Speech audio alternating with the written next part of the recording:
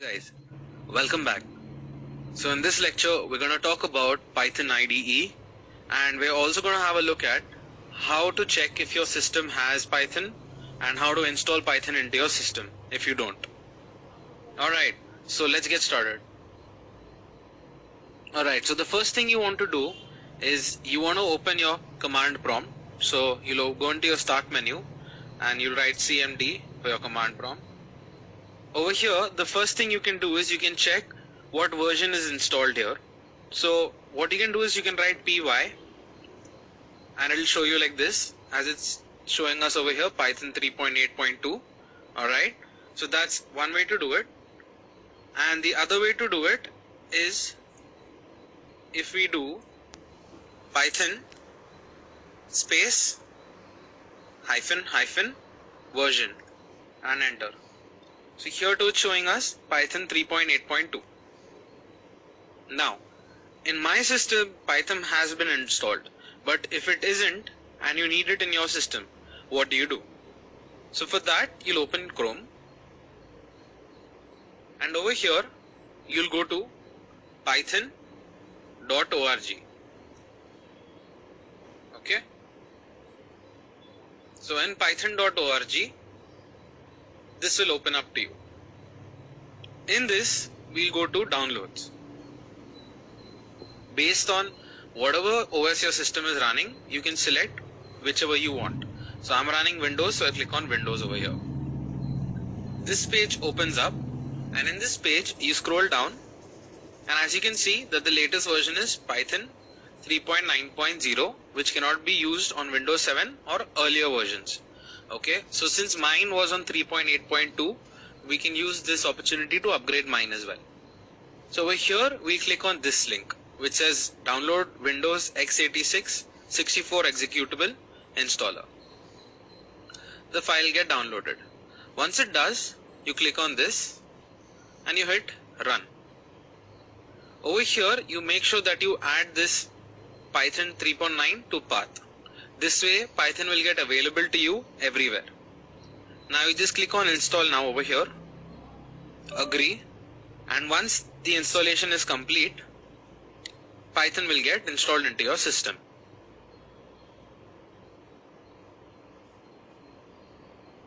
Alright, so now that setup was successful, we can close this. Now let's check the version for our Python. Right, so py, and as you can see it's showing me that my version is Python 3.9.0. So you saw earlier that my version was 3.8.2, now it is 3.9.0. Alright, so that is how you install Python. After this step is complete, Python will get installed into your system and you can use Python. So there are two ways to use Python. One is that you can directly write into a notebook and save it as a .py file. But the best recommendation or the best method to work with this is to use an IDE. So before I talk to you about how to get an IDE into your system and everything, let's first talk about what is an IDE. So an IDE stands for Integrated Development Environment. Alright, so when I talk about an integrated development environment, we're talking about a software application that provides the computer programmer a certain facility or many facilities to develop your software.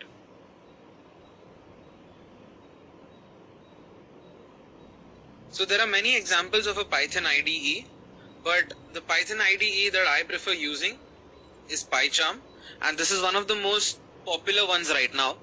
Earlier there used to be Notepad++, which was used heavily, so there were many other options available. So even Visual Studio Code could be used, but nowadays people are moving into this, which is PyCharm.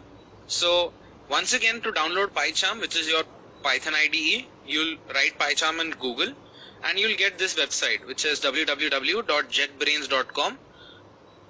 so you click on this first link. Alright, so this page opens up. In this you have this download button here and you have another download button here. You can click on either of them, so I'll just click on this one. In this you have two options. You have the professional and then you have the community option.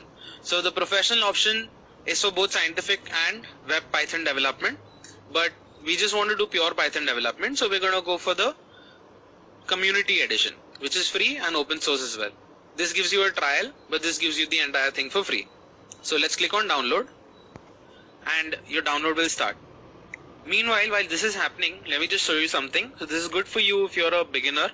So this website JetBrain, it sends you emails in regards to educational materials, as you can see over here.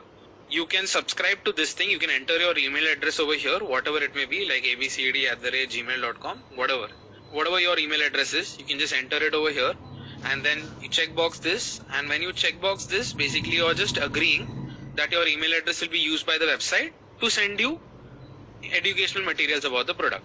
Okay, so then you can just hit subscribe. I'm not going to hit it now. So now what we'll do is we'll wait for this download to complete.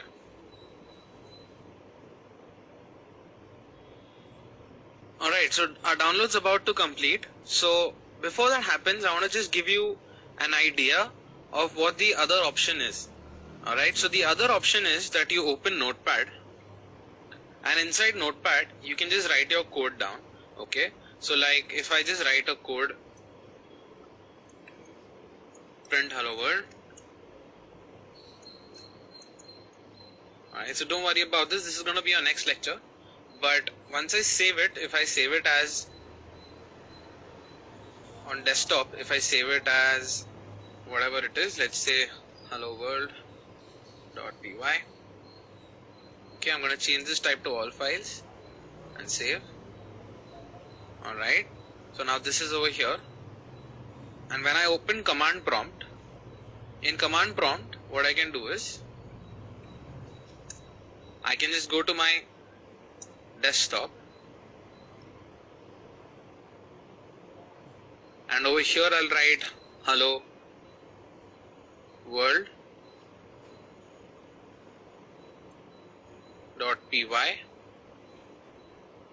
Let me just rename this without a space.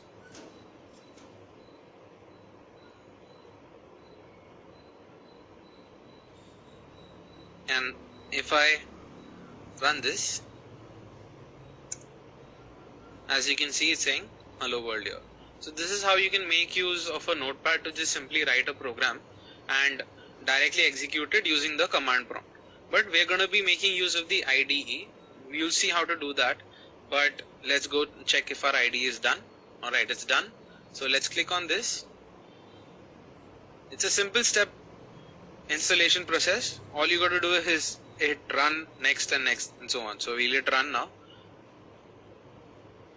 Yes, hit next. Select the folder where you want to save it. I'm just going to move it to D because I keep having storage issues.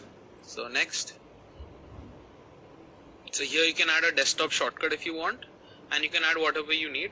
So we're going to just add a desktop shortcut. We'll also add PY associations to it.